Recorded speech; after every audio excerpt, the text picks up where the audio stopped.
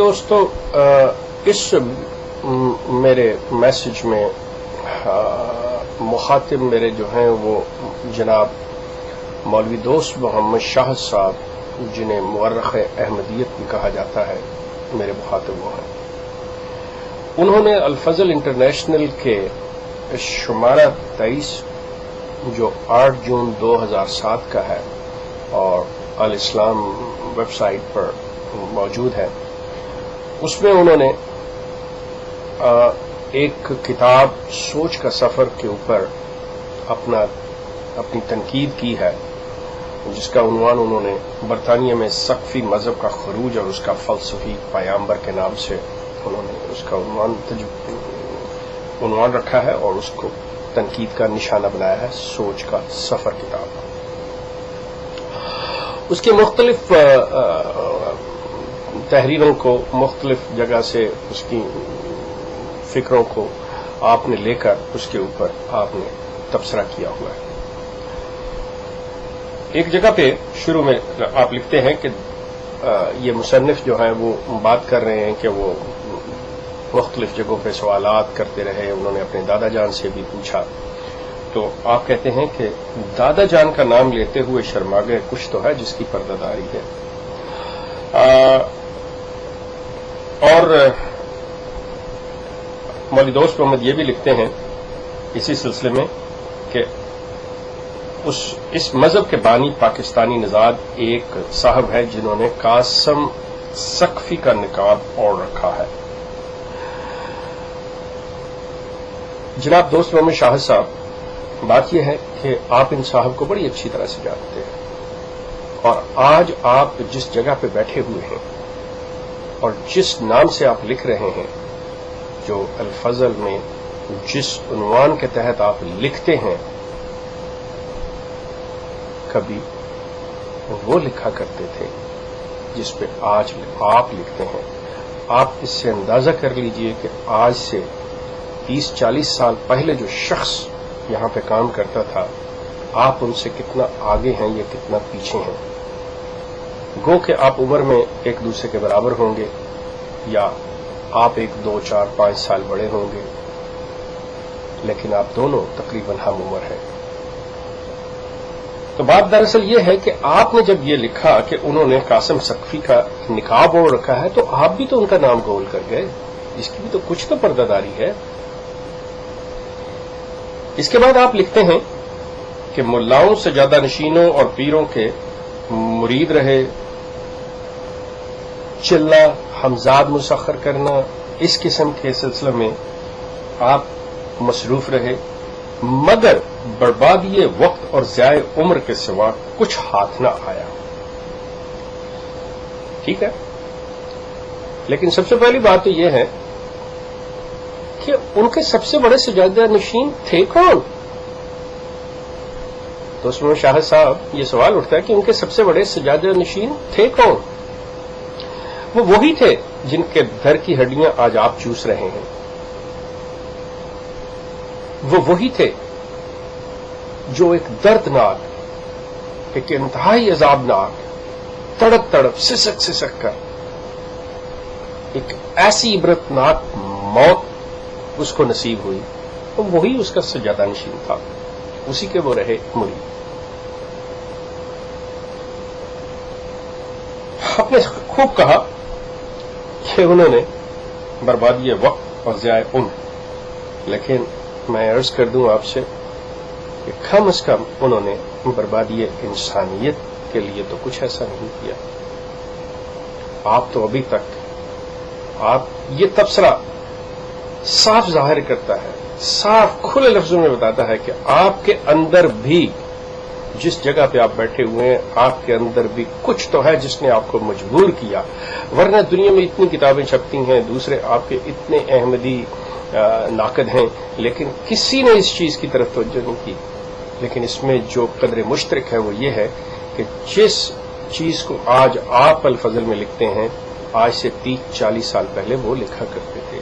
آپ دونوں ہم عمر ہیں، آپ بڑی اچھی طرح سے جانتے ہیں، اور آپ ان کی سوچ سے اتفاق کرتے ہیں، لیکن آپ کے اندر یہ جرأت نہیں ہے، آپ کے اندر یہ ہمت نہیں ہے، یہ حوصلہ نہیں ہے کہ آپ ان کی طرح سے کہ آپ جو سمجھتے ہیں جو سوچتے ہیں اس کو بیان کر سکیں، لیکن آپ اس در کے گداگر ہیں جس سے آپ کا روزگار جو ہے وہ چل رہا ہے، جس سے آپ کا دوزخ جو ہے وہ بھرا جا رہا ہے۔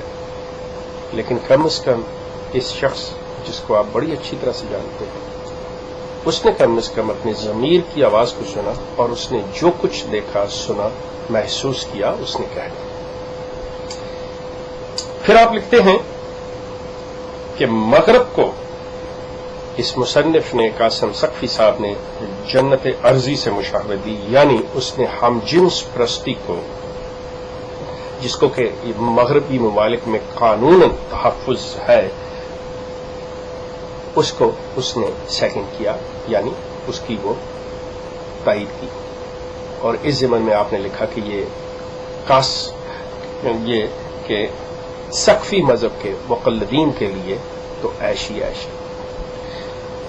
میرے محترم، یا مغربی ممالک ہوں جہاں تک ہم جنس پرستی ہے، چاہے وہ تھرڈ ورلڈ کنٹریز کے ممالک ہوں، یا جس میں ارض قادیان ہو یا ربوہ ہو، ہم جنس سے بڑھ کر اپنے ہی خون اور اپنی اولاد سے جو ہم جنسی کرے، جو اپنی ہی اولاد سے یہ فعل کرے، اس کے لیے کچھ بتائیں گے کہ آپ اس کے لیے کون سے الفاظ استعمال کریں گے؟ وہ مغربی ممالک میں نہ بھی رہتے ہوں، چاہے وہ ارض قادیان میں ہو یا ارض ربوہ میں ہو، جو اپنی اولاد اپنے خون کے ساتھ یہ سلسلہ کریں، آپ ان کے لیے کیا کہیں گے؟ عیش تو لفظ بہت کم ہے ان کے لیے جو آپ نے ان کے لیے لکھا ہے کہ ان کے مقلدین کے لیے عیش ہی عیش۔ پھر آپ نے ایک جگہ پہ وہ قاضی یار محمد صاحب کی عبارت کو کہ اس زمانہ کی شخصیت نے بیان کیا کہ وہ عورت ہے اور خدا نے مرد کی صورت میں ظاہر ہو کر ان کے ساتھ جنسی فعل کیا، یہ ہے دشمنان احمدیت کے اشاروں پر ناچنا۔ یہاں پہ آپ نے یہ ثابت کرنے کی کوشش کی کہ جناب قاسم سقفی صاحب دشمنان احمدیت کے اشاروں پر ناچتے ہیں، جس کی وجہ سے انہوں نے یہ کوٹ کیا۔ میرے محترم، آپ نے لکھا ہے کہ اس زمانہ کی شخصیت، آپ مجھے اب یہ بتائیے کہ آپ شرما کیوں گئے؟ آپ کی زبان کیوں لڑکھڑائی؟ آپ کے ہاتھ کیوں کانپے؟ آپ کا قلم کیوں رکا؟ کیوں آپ نے اس شخصیت کا نام نہیں لکھا؟ کیوں شرما گئے آپ؟ کیا ہو رہا تھا؟ کہ آپ کو نہیں پتا کہ وہ شخصیت کون تھی؟ وہ شخصیت مرزا غلام احمد صاحب قادیانی کی تھی، کہ جنہوں نے اور خود یہ چیز کہ وہ عورت ہے، خدا نے ایک مرد کی شکل میں ان سے وہ رجولیت کی۔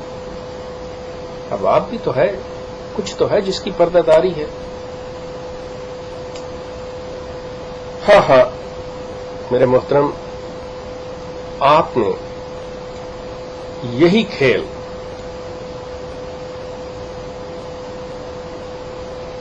آپ کا تعلق چونکہ پیدائشی احمدی جیسا نہیں ہے، اس لیے آپ بہت سی چیزوں سے واقف نہیں ہیں، اور آپ بغیر کسی ثبوت کے اور بغیر کسی دلیل کے اور بغیر حالات و واقعات کو جانے آپ یہ کہہ رہے ہیں کہ یہ غلط ہے، یہ صحیح ہے۔